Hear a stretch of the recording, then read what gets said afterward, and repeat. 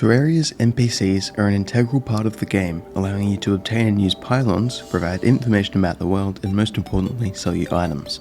24 of the 28 NPCs in the game have a shop that lets you buy items, and normally these shops sell fixed items that stay consistent between worlds. But in this video, I'm going to be changing that. Every day, the shops will randomize to sell a random amount of random items at random prices, meaning I could get anything from a dirt block for 10 platinum or the zenith for 1 copper. I'll be doing the challenge in master mode, and I can only use the weapons I get from NPCs. I started out the challenge as usual by cutting down some trees, but not just to get wood. Since I had the Fargo's mutant mod, there was an NPC called the Lumberjack that had a chance to drop when cutting down a tree. This NPC had a shop, meaning I wouldn't actually have to build any NPC houses before I could check our first randomized shop. Okay, what are you selling? Okay then. Unfortunately, I didn't get very lucky, and all he was selling was a pair of vanity pants, which really didn't help me much at all. After that, I began gathering materials and building the house that would serve as the central hub for all my NPCs, so I could check all their shops every day. I spent an entire day and night just building this. It took me so much stone and time to make, and I don't even think it was that worth it. But in this time, the Lumberjack's shop had reset.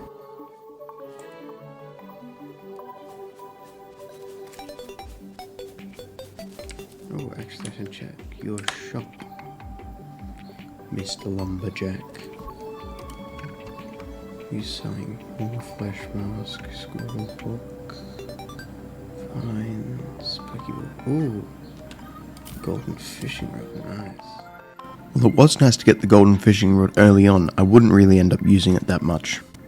This is because 1, I'd be getting my items from NPC shops anyway, not fishing, and 2, because to get bait, normally I'd buy the bug net from the merchant, but of course there was no guarantee the merchant would have the bug net. Then our next NPC moved in, the dye trader, meaning I had another random shop to check every day, so I had a better chance of getting good items. Ooh, true hallowed greaves. Costume. A repaired live fruit. Ooh, that would be useful. The repaired live fruit was an item added by one of the mods that I had, and it would end up being very useful because I wouldn't have to go looking for live fruit in the jungle later on.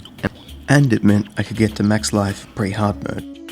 After this, 2 more NPCs would end up moving in. One was the Armourer, which was an NPC added by another mod I had, and the other one was the Merchant, and he was selling the Demolitionist. Terrible aspect, but... Is it a chloroform storage right there?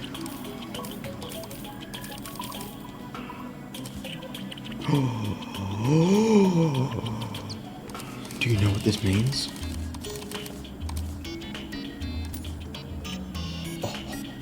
Infinite money.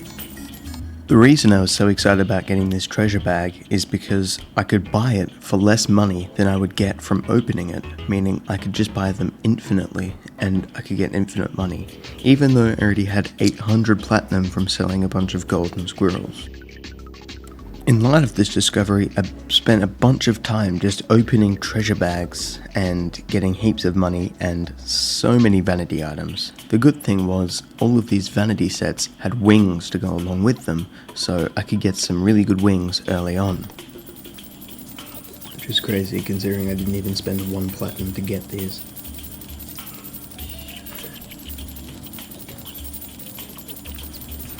I also ended up with more hallowed bars that I knew what to do with. A little while later, another day had passed, so I decided I would check the dye trader's shop, and I found something incredible. Oh!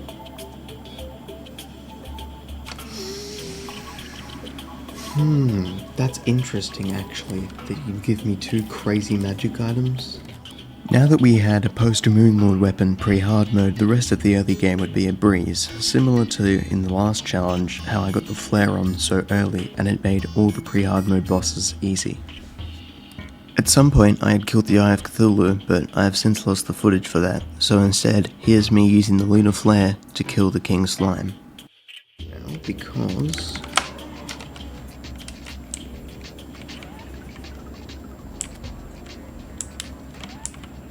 the guide does not want you to know this one simple trick to beating king slime. It's called the lunar flare. Then I took on the Brain of Cthulhu, who is just as challenging. Yeah, okay, mate. Whatever. Sure. Why not? And you can really hear it in my voice in that clip, just how gratifying that kill felt. Then immediately after that, I made my way to the jungle to try and find a queen bee nest and fight the queen bee. I knew this challenge wasn't going to be particularly hard. Matter of fact, the word challenge is a bit of over-exaggeration.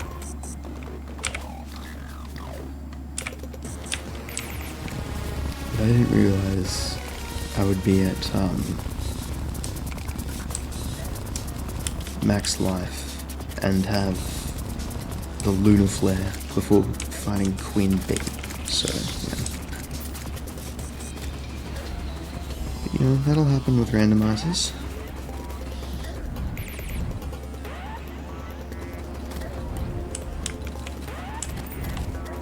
Why don't you actually just kick the bucket? Thank you. Now that I had defeated the Queen Bee, there was only one pre-hard mode boss left to fight. The Wall of Flesh.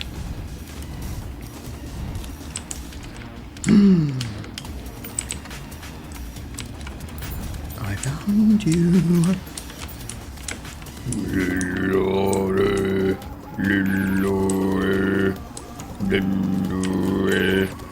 Boom. Oh, sit up. Oh god. Oh no. I'm out of mana. What am I gonna do?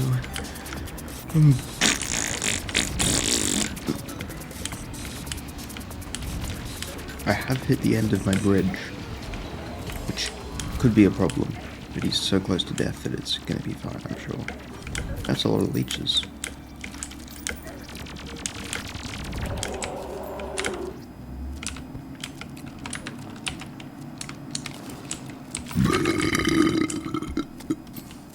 Oh my god. Now that the world was in hard mode, it was on to fighting the mechanical bosses, starting with the Destroyer. Oh yeah.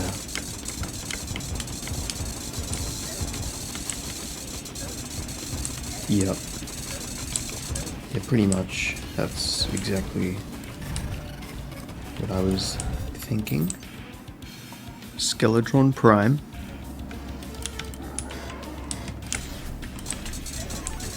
Oh, oh, oh. Nice. Bonk.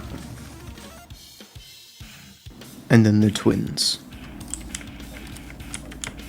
It is time.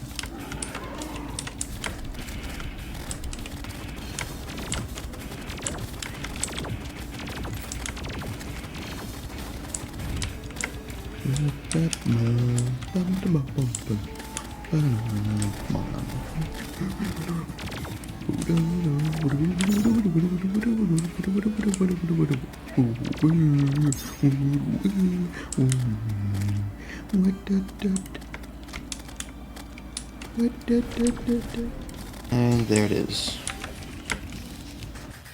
Then it was off to fight Plantera.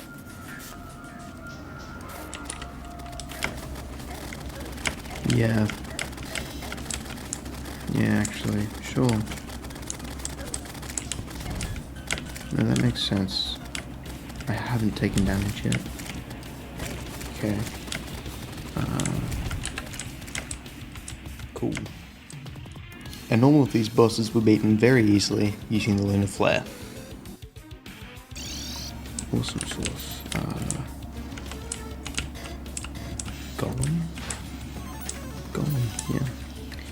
Yeah, I'd say it's golem time. Why do I have 6 temple keys? And golem time it was, so I made my way down to the lizard temple to get the lizard altar so I could summon him and kill him.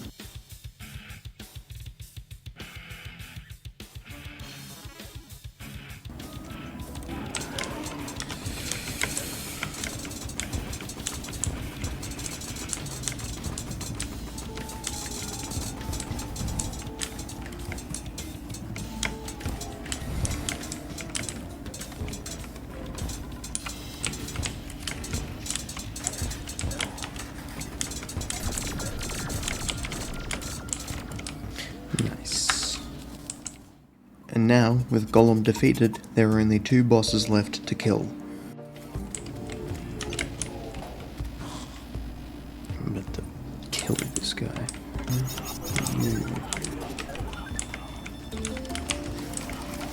Don't hurt him now. He's hurting him.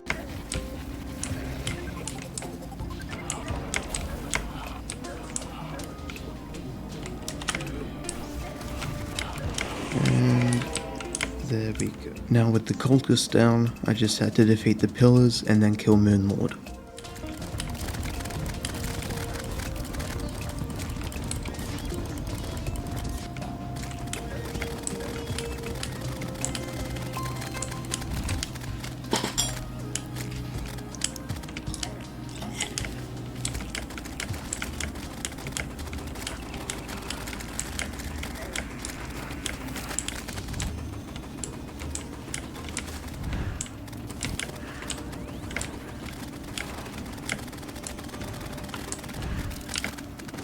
Now before I fight Moonlord, there's something that I've neglected to mention thus far. At some point, when I checked the mechanic's shop, I found this. Oh my god, there it is. Since at the time that I had this, I was about to defeat Skeletron Prime, I told myself I wasn't going to use it because it would be too powerful for the bosses I was fighting at the time. But before I fought Moonlord, I decided to change that decision. And here's how that fight went. Oh my lord. Oh yeah. Oh my goodness.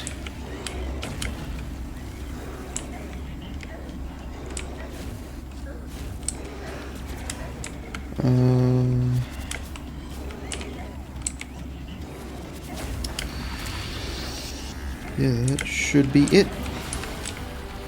Call me a cheater all you want, but either way this fight was going to be easy, considering I already had the Lunar Flare, and the rest of the bosses weren't very eventful either. This whole challenge was just a bunch of fun, not really a challenge at all. But either way, that's the Moonlord defeated, and the challenge completed. Thank you for watching, more videos coming in the future, feel free to join my live streams, make sure to subscribe, and goodbye.